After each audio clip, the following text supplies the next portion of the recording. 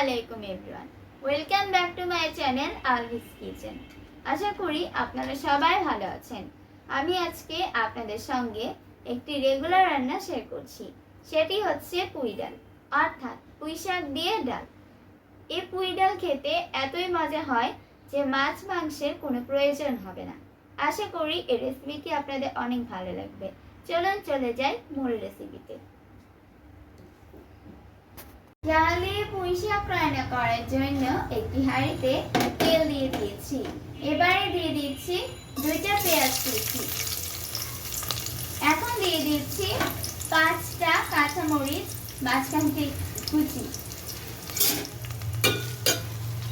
আপনাদের পছন্দ মতো বাড়িয়ে কমিয়ে নিতে পারবেন। এখানে আমি পেঁয়াজ ও কাঁচামরিচটাকে ভেজে নিয়েছি। এবারে দিয়ে দিচ্ছি পরিমাণ মতো লবণ। এবারে অ্যাড করছি 1 চামচ আদা ও রসুন বাটা। দিচ্ছি 1 চামচ হলুদের গুঁড়ো। দিচ্ছি 1 চামচ মরিচের গুঁড়ো। দিচ্ছি 1 চামচ ভাজা জিরার গুঁড়ো। মশলাগুলোকে কষিয়ে নিয়েছি।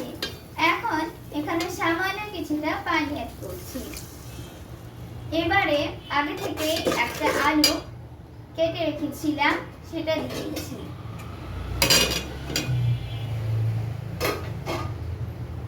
পর্যায়ে আগে থেকে ধুয়ে রাখা ডাল দিয়ে দিচ্ছি। ডালটাকে 1 মিনিট কষিয়ে নিয়েছি। এখন দিয়ে দিচ্ছি পুঁই শাক। আমি এখানে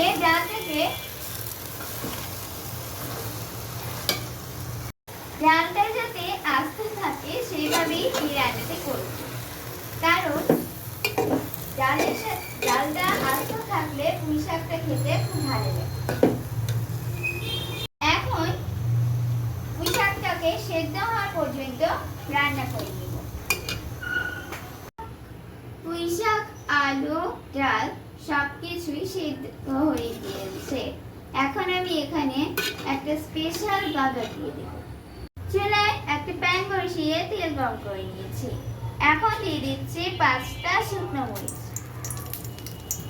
এবারে দিয়ে দিচ্ছি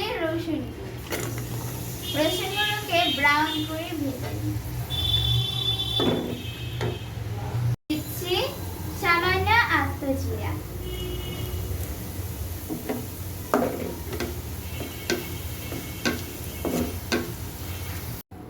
এবারে দিয়ে দিচ্ছি পুঁই শাকের মধ্যে।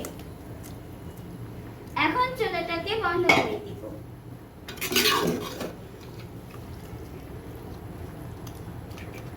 তৈরি হয়ে গিয়েছে পুঁই ডাল।